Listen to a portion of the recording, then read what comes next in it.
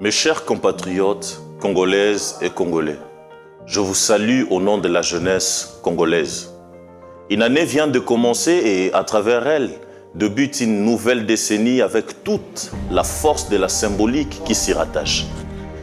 Mais une autre symbolique est que ce 17 janvier 2021, nous venons de commémorer les 60 ans du lâche assassinat de notre héros, Emery Patrice Lumumba, dont nous n'oublierons jamais la vivacité de sa lutte et la portée de l'héritage qu'il nous a légué.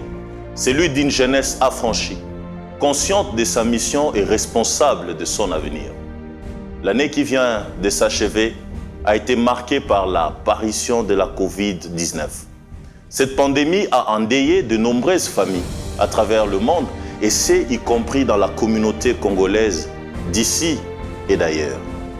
Je réitère donc mes sincères condoléances à toutes ces familles et que Dieu, le consolateur des cœurs affligés, puisse vous accorder sa paix.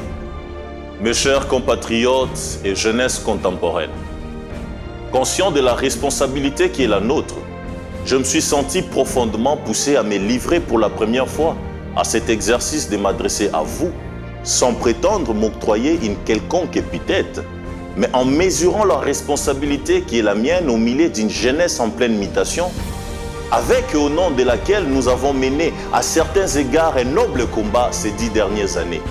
Combat d'affranchissement, combat de liberté, combat d'honneur et de dignité pour notre nation, la République démocratique du Congo, pour notre continent et pour l'humanité en général. Certes, de cette lutte pour l'avènement de l'alternance démocratique, nos blessures sont trop fraîches et trop douloureuses encore pour que nous puissions les chasser de notre mémoire. La jeunesse a payé le plus lourd tribut au cours de cette longue marche vers la liberté. Nous avons connu les ironies, les insultes, les humiliations, les répressions, les exils, des coups que nous devions subir matin, midi, soir, parce que nous étions des hommes et des femmes combattants, résistants, militants, activistes et défenseurs de la dignité et des droits de l'homme. Qui oubliera le cachot où nous fûmes brutalement jetés? Qui oubliera enfin le fusillade où périrent tant de nos frères et sœurs tels que Floribert Chebeya, le jeune de l'UDPS, du MLP et de diverses formations politiques?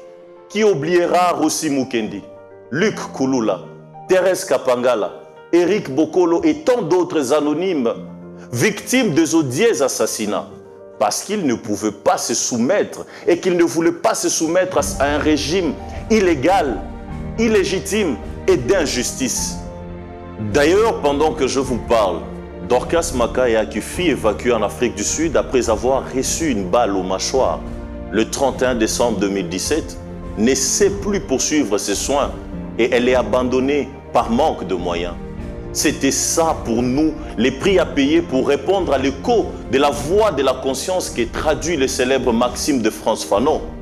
Chaque génération doit, dans une relative opacité, découvrir sa mission, l'accomplir ou la trahir.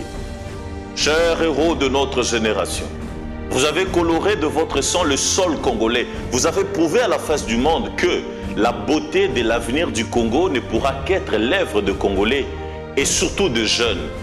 Au prix de ce sang, nous avons pu barrer la route à un vaste complot consistant à faire de notre pays un royaume et de ses habitants des esclaves à la solde d'un petit groupe qui souhaitait s'éterniser au pouvoir en s'accaparant de nos richesses.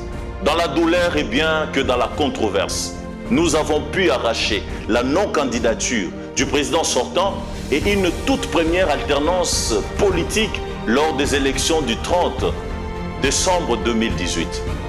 Alors que nous déplorons encore aujourd'hui la résurgence de velléités que nous avions combattues hier, notamment avec la récente arrestation de militants de la Lucha à Beni, qui risquent inutilement d'ailleurs une condamnation de 10 ans, soyez rassurés, chers héros, de la continuité de votre lutte par nous jusqu'à l'avènement d'un Congo où aucun citoyen n'aura à subir le martyre pour ses opinions, où aucun homme ne pourra prendre la nation en otage et y faire régner la terreur, où le droit des citoyens de jouir des richesses énormes qui regorgent notre pays seront garantis par un régime au service du peuple et conscient de la redevabilité qui lui incombe.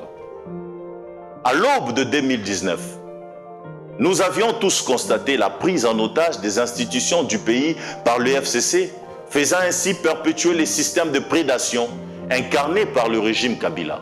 Là encore, nous n'avions pas baissé le bras, nous n'avions ménagé aucun effort pour combattre la coalition satanique FCC Cash qui ne pouvait que produire ce qu'elle a produit. Ayant compris cela, le président de la République a appelé aux consultations, auxquelles nous avions d'ailleurs pris part, afin de trouver de voies et moyens pour redresser la République.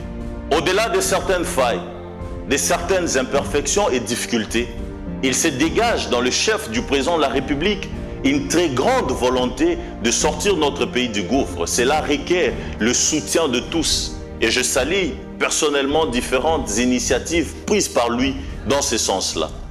Bandeko, la route reste longue tout de même. Face aux alliances qui se font et se refont sous nos yeux, face à la transhumance de nos acteurs politiques, face à tout ce que vous et moi constatons, j'en appelle à notre vigilance commune. Bampangi, la première richesse d'un pays, c'est la qualité de sa population. Mais en regardant en face notre population, on se rend compte de notre pauvreté. Pas d'éducation, pas d'encadrement. Nos partis politiques, au lieu de former le jeune à la relève, ils sont ravis de former le jeune à la traîner, à servir de marche-pied, à se contenter de miettes qu'on leur donne. Bandoukou, sommes-nous prêts à admettre que notre progéniture est condamnée à vivre pur que nous? Un Congo plus beau qu'avant, un Congo nouveau, nous en avions jamais cessé d'y croire. Mais sans la lutte, vous n'obtiendrez rien, ni aujourd'hui, ni jamais.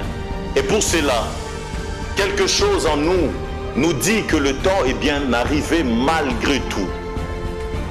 Banabetu, pour cette nouvelle année qui vient de commencer, je voudrais que nous jeunes redoublions d'efforts, envie d'amorcer et de consolider l'union des différentes énergies positives et novatrices, perspectives dans les associations, le mouvement des jeunes, dans l'entrepreneuriat, dans la culture, dans les arts, dans le domaine du sport, du numérique, dans le milieu universitaire et scolaire, dans l'agro-business, dans le domaine de la littérature et tant d'autres, partout au Congo et dans la diaspora, a le fait de rendre réel le rêve d'un Congo plus prospère, uni et rayonnant. C'est un appel patriotique que je lance à toute la jeunesse congolaise, partout dans le monde, pour qu'ensemble nous puissions réfléchir à la force, qu'on ose de nouvelles voies pour être plus heureux.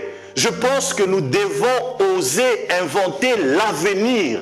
Si vous sentez l'appel du destin, si vous voyez comme moi un avenir avec de possibilités sans fin, si vous sentez comme moi que le temps est venu de vraiment nous réveiller, de cesser d'être des spectateurs ou du moins de simples faiseurs de pression conditionnés à la réaction, si vous sentez en vous comme moi le devoir de transformer notre hésitation et de rendre compte aux générations futures et passées en assumant un rôle de catalyseur de notre destin commun, alors je suis prêt.